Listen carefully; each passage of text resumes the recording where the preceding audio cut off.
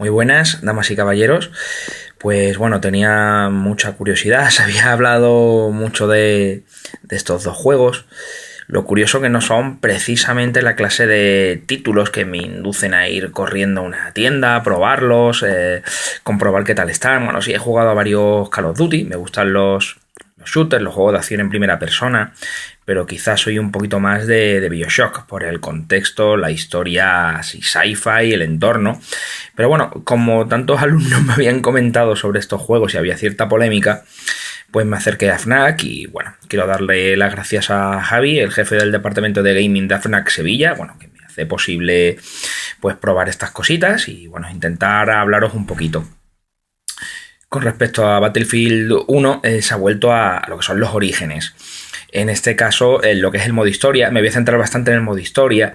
Hoy en día todo el mundo habla efectivamente del online, pero bueno, para mí el online es bastante testimonial, porque tarde o temprano si se cierran los servidores nos queda un modo historia que nos puede apetecer rejugarlo o no. En este caso Battlefield 1, su modo historia es un acierto entre comillas, como bien me dijo Javi de Gaming. Son diversas historias cortas que funcionan a modo de tutorial para prepararnos para el online. Pero bueno, saliéndome de ese pequeño concepto, me han gustado mucho porque da la sensación de que estás leyendo un libro de historia. Son pequeños tramos que nos cuentan acontecimientos reales que sucedieron en la Primera Guerra Mundial. Y bueno, pues tiene unos cruces de camino increíbles, ¿no? Por ejemplo, nos narra la batalla de Galípoli, que bueno, que me hizo recordar y repasar esta película tan maravillosa de Peter Weir, donde, bueno, efectivamente podemos encontrar a Frederick Bishop, el corredor australiano. Incluso otra de las historias, tenemos un cruce de caminos con el mismísimo Lawrence de Arabia. O sea, que bueno, que al disfrutar un poco de este modo campaña, bueno, pues me inoculó la idea, la necesidad de repasarme estos films. Porque, bueno, efectivamente son hechos verídicos, son hechos reales, pero bueno, le dan un punto de vista un poco épico, ¿no? Un poco peliculero. Pero está curioso, no está nada mal.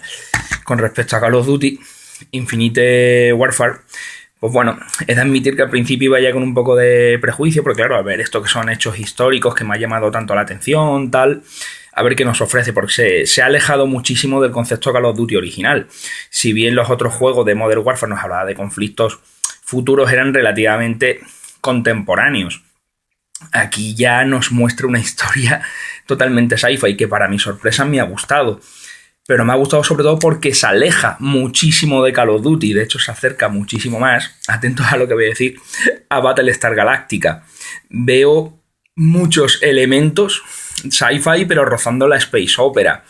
Vamos a encarnar al comandante Reyes y a su robot Ethan, sí. Como habéis escuchado, su mejor amigo es un robot llamado Ethan, que parece ser que tiene sentimientos de lealtad totales y absolutos.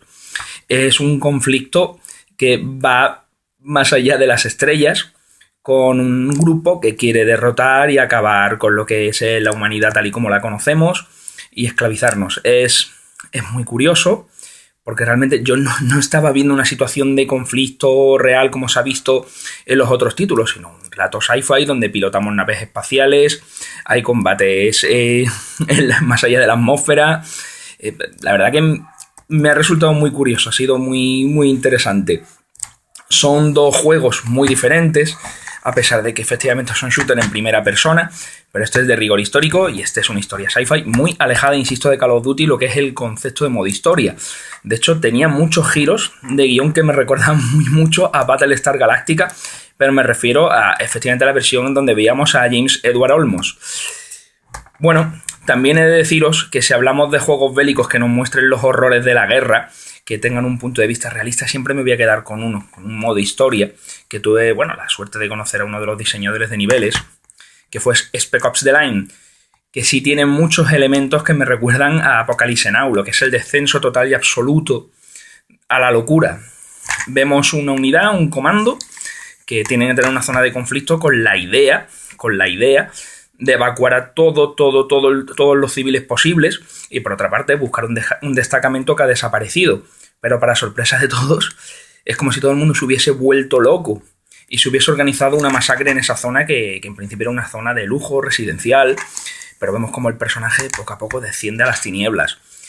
Al parecer, el equipo recibió diversos correos de muchos militares que estaban bastante satisfechos con el trabajo y cómo habían mostrado los horrores de la guerra. Pero bueno, quería mostraros alguna cosita más. Si os interesa la historia bélica, es muy importante leer Un puente lejano, de Cornelius Ryan, que, bueno, la verdad que es una historia muy interesante de... Bueno, ya saltamos a la Segunda Guerra Mundial, ojo. Pues si bien efectivamente una guerra futurista, el otro era la Primera Guerra, esto es un saltito a la Segunda. Y nos habla de la Operación Market Garden, que bueno, que ya todos los aliados estaban muy inspirados, querían acabar con el nacionalsocialismo, pero fue una de las operaciones más surrealistas, que incluso tiene una increíble adaptación al cine de esta operación tan surrealista con un reparto de total y absoluto lujo, dirigida por ni más ni menos que Richard Attenborough.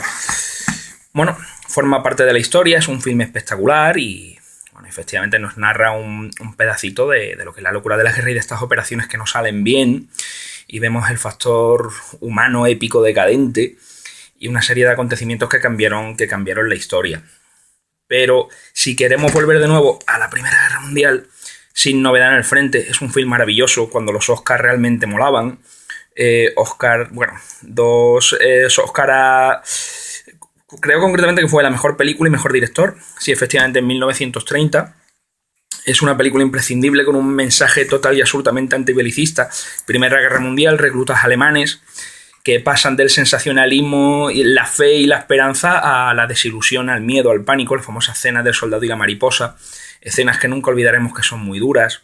Y bueno, ya que hablamos un poquito de todo, sería muy importante hablar de una adaptación del Huésped de Camus que vi hace muy poquito, Lejos de los hombres, que habla de problemas que hubo en Argelia en los años 50 con insurgencias, delitos de sangre, pecados, faltas que se deben pagar, un conflicto bélico y entre tanto Viggo Mortensen encarnando un profesor que ha de llevar a un caballero para ser ajusticiado.